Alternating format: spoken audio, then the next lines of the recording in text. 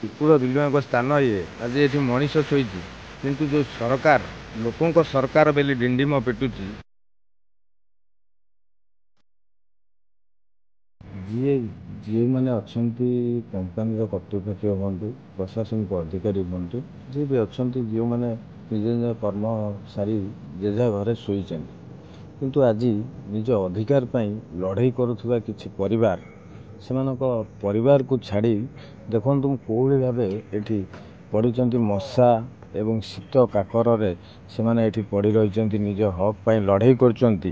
ସେମାନଙ୍କୁ ସାନ୍ତ୍ୱନା ମିଳିବା ବଦଳରେ ମିଳୁଛି କେଉଁଠୁ ତ ପ୍ରତିରୋଧ ମିଳୁଛି ଆଉ କେଉଁଠୁ ମିଛ ଆଶ୍ୱାସନା ମିଳୁଛି ଏବଂ ସେମାନେ ସେ ପ୍ରତି ଖାତିର ନକରି ସେମାନେ ଏ ଜାଗାରେ ପଡ଼ି ରହିଛନ୍ତି, ମଶା ଡାଁସରେ ପଡ଼ି ରହିଛନ୍ତି। ଦେଖନ୍ତୁ କେଉଁଭଳି ଭାବେ ମୁଁ କହିବି କେଉଁଭଳି ଭାବେ ମଶା ଧୂପ ଲଗେଇ ସେମାନେ ଏଠି ପଡ଼ିଛନ୍ତି ଏବଂ ଯେଉଁ ଶୀତ କାକର ହଉ ପଡ଼ୁଛି ସେ ଗଛ ତଳେ ସେମାନେ ପଡ଼ିଛନ୍ତି। ସେମାନଙ୍କୁ ଗୋଟେ ଟେଣ୍ଟ କରିବା ପାଇଁ ଦେଲେ ନାହିଁ।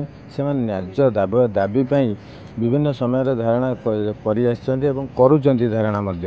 ସେ ଧାରଣାକୁ ଜାରି ରଖିଛନ୍ତି।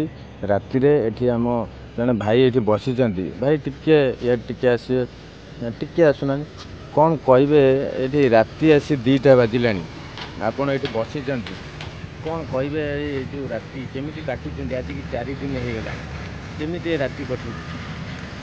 କ'ଣ କହିବି? ଆଜି ଦୁଃଖର ବିଷୟ, ଆସି ହେଲାଣି ରାତି 12ଟା ବାଜିଲାଣି। ଆସି ଭାଇମାନେ ଯେ ବହୁତ 4 ଦିନ ହେଲାଣି ଆମେ ଷ୍ଟ୍ରାଇକ୍ରେ ବସୁଛୁ, କେହି ବି ଆମର କଥା ଦୁଃଖ କେହି ଶୁଣୁନାହାନ୍ତି। ଆଉ କ'ଣ 4 ଦିନରେ ବର୍ଷା କାକର ଆମର ଘର ବି କରେଇଦେଲେନି, କିଛି କରେଇଲେନି, ଖାଇବା ବି କରେଇଦେଲେନି। ଯାହା ଦୁଃଖରେ ଆମେ ଖାଇ ପିଇକି ବହୁତ କଷ୍ଟରେ ଭାଇମାନେ ଆମର ଶୋଇଯାଇଛନ୍ତି। କ'ଣ କରୁ? ଗାଈ ଗୋରୁ ବିଲ ଫିଲ ସମୟ ଯାଉଛନ୍ତି, ଏମିତି ସିକ୍ୟୁରିଟି ବି ଆମକୁ ଧମକଉଛନ୍ତି, କେତେବେଳେ କ'ଣ କରିଦେବେ ଆମେ ବି ଜାଣିନୁ। ଭାଇମାନେ ଶୋଇଛନ୍ତି, ଆମେ ରାତିରେ ଜଗିଛୁ ଏମିତି ଆଉ। ଯାହା ଦେଖନ୍ତୁ ସେମାନେ କହୁଥିଲେ ଏଠି କୁକୁର ବିଲୁଆ ଏବଂ ଗାଈ ମଧ୍ୟ ଆସିକି ଯେଉଁଠି ଆସିକିରି ବସିବା କଥା କମ୍ପାନୀର ଫାଟକ ସାମ୍ନାରେ, କୁକୁର ବିଲୁଆଙ୍କ ସ୍ଥାନ ଇଏ ଆଜି ଏଠି ମଣିଷ ଶୋଇଛି କିନ୍ତୁ ଯେଉଁ ସରକାର ଲୋକଙ୍କ ସରକାର ବୋଲି ଡିଣ୍ଡିମ ପିଟୁଛି, ଯେଉଁ ସରକାର ଲୋକଙ୍କ ପାଇଁ ଆସିଛି, ଲୋକଙ୍କ ସରକାର କହିକିରି ଆଜି ଗାଦିକି ଆସିଛି ସରକାର, କିନ୍ତୁ ସେ ଆଜି ଏପର୍ଯ୍ୟନ୍ତ ତାଙ୍କ କତିରେ ପହଞ୍ଚିନି ନା କୌଣସି କମ୍ପାନୀ କି ବି ସେ ବିଷୟରେ କୌଣସି ଆଲୋଚନା କରିନି। କିନ୍ତୁ ପ୍ରଶାସନିକ ଅଧିକାରୀ ଯିଏକି ଅଛନ୍ତି ଆମର ଏଡ଼ିଏମ୍, ତାଙ୍କ ମାଧ୍ୟମରେ ତାଙ୍କ କତିକି ଏଡ଼ିଏମ୍ ବି ନିଜେ ଆସିନଥିଲେ, ମାଧ୍ୟମ IAC ମାଧ୍ୟମରେ ସେ ତାଙ୍କ କତିକି ଖବର ପଠାଇଥିଲେ। ଆସିଲା ପରେ ବି ତାଙ୍କ ସହିତ ଆଲୋଚନା ହେଇଥିଲା, ତାହା ମଧ୍ୟ ବିଫଳ ହୋଇଥିଲା। ଆହୁରି ଏଠି କିଛି ଭାଇ ଆମର ସେଠି ବସିଛନ୍ତି, ଯେଉଁମାନେ କି ସେ କିଛି ସମସ୍ତେ ଶୋଇଥିବା ବେଳେ ସେମାନେ ଏ ଜାଗାକୁ ସେ ସୁରକ୍ଷିତ ରଖିବା ପାଇଁ ସେମାନେ ଜଗି ବସିଛନ୍ତି, ଉଜାଗର ଅଛନ୍ତି ରାତି ସାରା। କ'ଣ କହିବେ ଭାଇ? ଏଠି ଯେଉଁ ଆଜିକି 4 ଦିନ ହେଲା କେମିତି ଏସବୁ ରାତି କଟୁଛି? ଏଠି ମଶା ଡାନ୍ସ ତ ରାତି କଟୁଛି ଆଉ। ଭଉଣୀମାନେ ଆମର ଶୋଇଛନ୍ତି, ଭାଇମାନେ ଶୋଇଛନ୍ତି, ଏ ଜଗିବା ପାଇଁ କୁକୁର ଅଛନ୍ତି, ବିଲୁଆ ଅଛନ୍ତି, ମାନେ ଡ୍ରାଇଭର ଗାଡ଼ି ବି କମ୍ପାନୀର ଗାଡ଼ି ଚାଲୁଛନ୍ତି, କାହାର କେଉଁ ପ୍ରକୃତି କେହି ବି କହିପାରିବେ ନାହିଁ। ଭଉଣୀମାନେ ତ ଆମର ଶୋଇଛନ୍ତି, କାହା କେତେବେଳେ କେଉଁ ବିପଦ ଆସିବ କହିକି ବିପଦ ଆସେ ନାହିଁ, ଏଇସବୁ ଆମେ ଜଗିକି ବସିଛୁ ଆଉ। ଭାଇ ଯାହା ଦେଖନ୍ତୁ କହୁଥିଲେ ସେମାନେ ଏଠି ଗାଡ଼ି ମଟର ଯିବା ଆସିବା କରୁଛି ରାତିରେ ଡ୍ରାଇଭର ମାନେ ଗାଡ଼ି ବଡ଼ ବଡ଼ ଗାଡ଼ି ନେଇକିରି ବାଟରେ ଯାଉଛନ୍ତି କମ୍ପାନୀ ମଧ୍ୟକୁ, କିଛି ବି ଅଘଟଣ ଘଟିପାରେ, ସେମାନେ ଏଠି ଜଗି ବସିଛନ୍ତି ରାତିରେ। କିନ୍ତୁ କୌଣସି ନା ପୋଲିସ ପ୍ରଶାସନ ତାଙ୍କୁ ସୁରକ୍ଷା ଦେଉଛି, ନା କମ୍ପାନୀର କୌଣସି କେଉଁମାନେ ଆସି ସେମାନଙ୍କ କତିରେ ପହଞ୍ଚି ସେମାନଙ୍କ ସୁରକ୍ଷା କଥା ଚିନ୍ତା କରୁଛନ୍ତି, ନା ଯେଉଁ ରାଜନେତା ଏବଂ ଯେଉଁମାନେ ସେମାନେ ଭୋଟ ଦେଇ ଜିତେଇଥିଲେ ଏ ଅଞ୍ଚଳକୁ ଶାସନ କରିବା ପାଇଁ, ସେମାନେ ବି ୟାଙ୍କ କତିରେ ପହଞ୍ଚୁନାହାନ୍ତି। ଜଣେ ଭଉଣୀ ଏଠି ବସିଛନ୍ତି, ଯାହା ଏତେ ରାତି ହେଲାଣି ସେ ଘରେ ରହିବା କଥା, ଜଣେ ନାରୀ ଘରେ ରହିଲେ ସୁରକ୍ଷିତ, କିନ୍ତୁ ଆଜି ସେ ରାଜରାସ୍ତା କଡ଼ରେ ପଡ଼ିଛନ୍ତି ନିଜ ନ୍ୟାଯ୍ୟ ଦାୟୀ ପାଇଁ। ତାଙ୍କୁ ପଚାରିବା କ'ଣ କହିବେ ଭଉଣୀ? ଆଜି ଏ ଯେଉଁ ରାତି ଆଜି ଆସି ହେଲାଣି 1:30 2ଟା ପାଖାପାଖି, କେମିତି ଏଠି କଟୁଛି ରାତି? ଆଜି 4 ଦିନ ହେଇଗଲା। ସେଟା କହିବା ପାଇଁ ବି ଆମ ପାଖରେ ଆଉ କିଛି ନାହିଁ। ଦେଖନ୍ତୁ କେବେ ଭାବି ବି ନଥିଲୁ, ମାନେ ଆମେ ଝିଅ ପିଲା ହେଇକି ବି ଆମକୁ ଏମିତି ରାତି କାଟିବା ପାଇଁ ପଡ଼ିବ।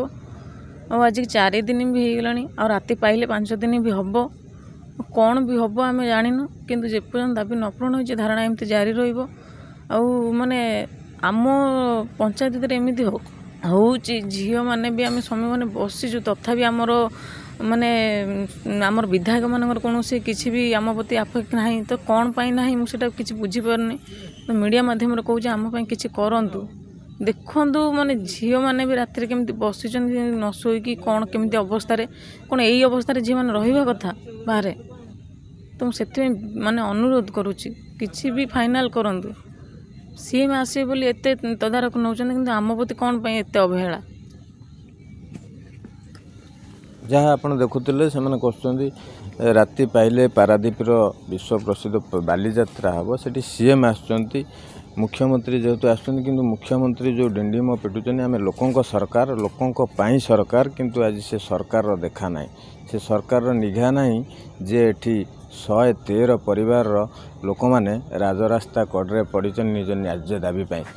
ଦେଖାଯାଉ କେବେ ସେମାନଙ୍କ କର୍ଣ୍ଣଗୋଚର ହେଉଛି ଏବଂ କମ୍ପାନୀ ଏହାକୁ ତାଙ୍କ ଦାବି ପାଇଁ କିଛି ବ୍ୟବସ୍ଥା କରୁଛି ବା ସରକାର ସେମାନଙ୍କ ପାଇଁ କ'ଣ କରୁଛନ୍ତି ଦେଖିବାକୁ ବାକି ରହିଲା। କେବେ ଏମାନଙ୍କ କତିରେ ସରକାର କି କମ୍ପାନୀ କି ପ୍ରଶାସନ କିଏ ବି ପହଞ୍ଚିକି ତାଙ୍କ ଦାବି ଉପରେ ଆଲୋଚନା କରୁଛନ୍ତି ଏବଂ ତାଙ୍କୁ ଦାବି ପୂରଣ କରୁଛନ୍ତି। ପାରାଦୀପରୁ ବିରଜା ପ୍ରସାଦ, G99 ନ୍ୟୁଜ୍।